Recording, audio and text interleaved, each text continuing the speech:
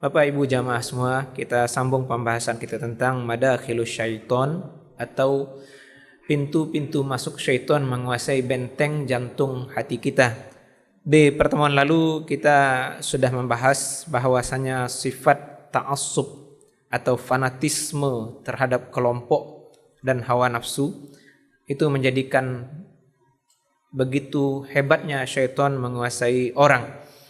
Pertemuan ini kita sedikit mundur ke sebuah pembahasan yang sudah kita kilas di pembahasan salat khusyuk, yaitu pintu syaitan dari sifat perut kenyang. Di sini Imam Ghazali bahasanya sangat ringkas, maka saya terjemahkan kitab ini. Asy-syaba' minat ta'am wa in kana halalan safiyan fa inna asy-syaba' yuqawwi asy-syahawat wasy-syahawat aslihatus syaitan. Kenyang atas makanan walaupun dasarnya adalah makanan yang halal dan suci, itu berbahaya bagi kita karena sifat kenyang memperkuat hawa nafsu dan selera atas banyak hal yang sebagiannya mungkin tidak lagi terkendali bagi kita.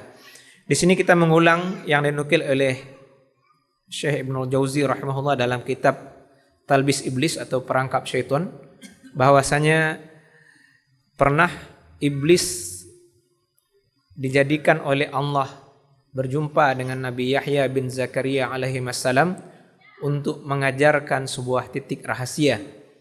Di sana Nabi Yahya bertanya kepadanya, apakah ada ruang bagimu mengalahkan saya? Beliau mengatakan tidak, kecuali bila engkau kekenyangan, maka dengan itu saya berhasil menghalangimu untuk sholat malam. Maka di sanalah beliau bersumpah, demi Allah saya tidak akan pernah membuat perut saya kenyang. Maka kembali kita ulang di sini Bapak Ibu jamaah semua, Islam mengajarkan pertengahan dalam bagian ini. Orang sholat dalam kelaparan, sebagaimana sudah kita bahas juga di fikih sholat berjamaah terdahulu, juga tidak sesuatu yang terpuji. Kenapa? Karena orang kelaparan, dia tidak bisa khusyuk kepada Allah Ta'ala. Dia memikirkan bagaimana mengisi perut, lambung dan ususnya. Tetapi sholat dalam kondisi kekenyangan juga menjadikan hati tidak merasakan nikmat tunduk kepada Yang Maha Mencipta. Maka nikmat ibadah sholat itu bisa dirasakan dengan unsur pertengahan. Perut kita terisi tapi tidak kekenyangan. Kita tidak kelaparan tapi juga tidak kekenyangan. Maka orang-orang yang kekenyangan, pertama bahaya yang dia rasakan adalah dia menganggap orang lain sama kenyang dengan dirinya. Maka otomatis sifat empati, sifat kepedulian kepada sesama, termasuk kepada sesama muslim, kepada sesama manusia, kepada sesama makhluk menjadi rendah dan hilang. Maka memang kita lihat aksi-aksi dari para content creator di media sosial, banyak sekali orang-orang yang dilakukan eksperimen sosial atau social eksperimen. Yang punya empati itu justru banyak orang-orang yang dianggap hidupnya susah. Adapun orang-orang yang sudah biasa kaya, mewah, perut kenyang, rasa empati kepeduliannya menjadi rendah.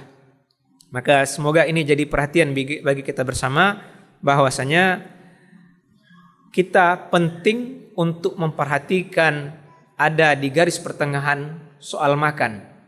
Perut kita terisi, kita tidak kelaparan tapi juga tidak kekenyangan. Kemudian lagi pintu syaitan yang juga berbahaya bagi kita, dan ini mungkin sebagian kita agak berat menerimanya. Hubbut tazayyun minal asas wasiyab waddar. Suka berhias baik terkait perabotan rumah, pakaian dan juga memewahkan tempat tinggal. Di sini kami berikan catatan awal terhadap sabda Nabi SAW ketika beliau menjelaskan sifat sombong. Ada sahabat yang mengadu, Rasulullah, ada orang yang suka bajunya bagus, sendalnya bagus, apakah itu termasuk sombong? Jawab Nabi dengan sebuah kaidah, innallaha jamil yuhibbul jamal. Allah itu maha indah, menyukai keindahan. Garis bahaya yang ditarik oleh syaitan di sini adalah orang suka baju bagus, sendal bagus, tidak ada masalah. Tapi kalau dia sudah menjadikan itu rasa cinta, maka dia akan selalu mempertahankan bagaimana sisi bagus dan indah ini selalu meningkat dan meningkat. Sehingga dia akan ditarik kepada bab israf. Dia akan banyak menganggarkan untuk selalu mempersolek rumah, untuk membeli pakaian baru, untuk memiliki perabotan-perabotan mewah. Sehingga harta yang semestinya bisa dia gunakan untuk pahala yang lebih besar, berzakat dan bersedekah, maka justru menjadikan dia meminimalisir, mengurang anggaran untuk amal yang bermanfaat ukhrawi ini, karena bagian hartanya akan banyak tersedot untuk hal-hal kenikmatan duniawi semata. Bahkan termasuk mempersolek masjid. Kita dapati bahasa ulama fikih, diantaranya Syekh Muhammad Said Ramadan Al-Buti ketika menjelaskan Sirah Nabawiyah, dan ini menjadi tanda akhir zaman, bahwasanya orang ketika sibuk mempersolek, mempercantik masjid, itu tanda kiamat sudah dekat. Karena yang dikaji bukan lagi menjadikan masjid untuk bisa beribadah dengan khusyuk, tapi orang banyak menghabiskan hartanya untuk mempersolek dan memperindahnya saja. Dan kadang mengabaikan bagaimana memakmurkan masjid itu sendiri. Maka jamaah semua, ini semestinya jadi perhatian kita bersama. Kita lanjutkan bahasa beliau.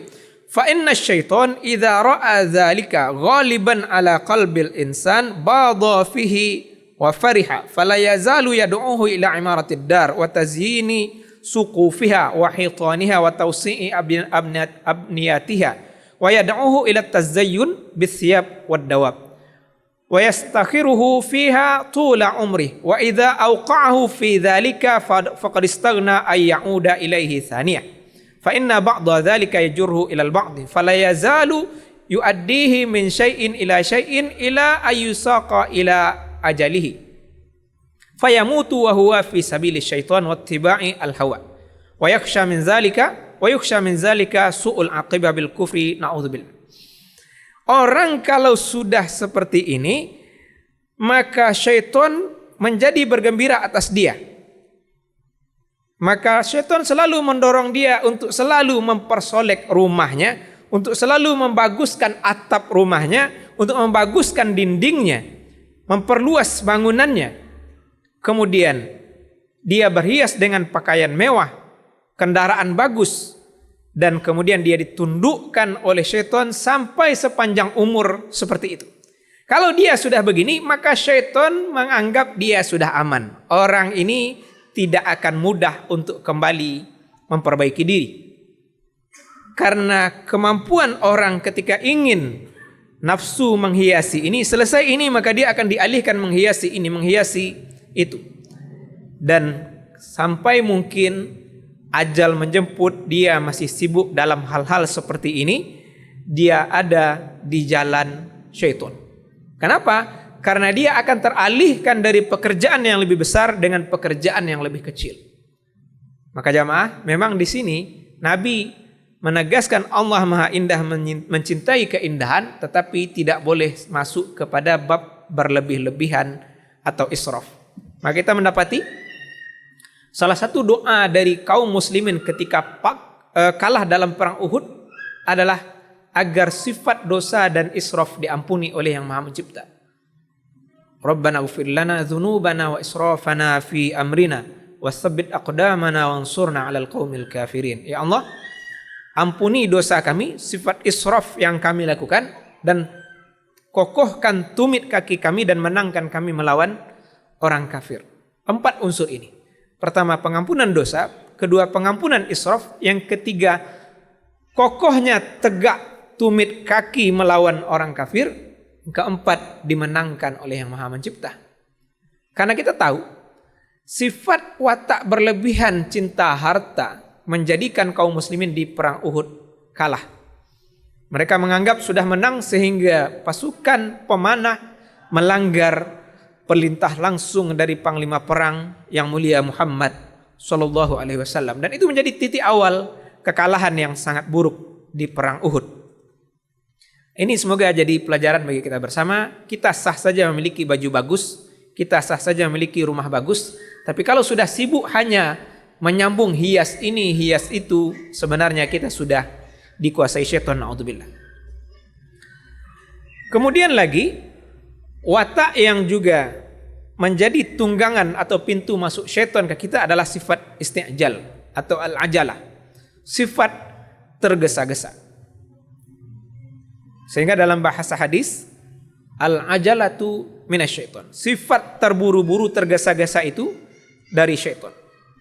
Bahkan karena ini memang bibitnya sudah Allah tanamkan, sehingga dalam Al-Quran dalam surah Al-Anbiya kita dapati khuliqal insanu min ajal.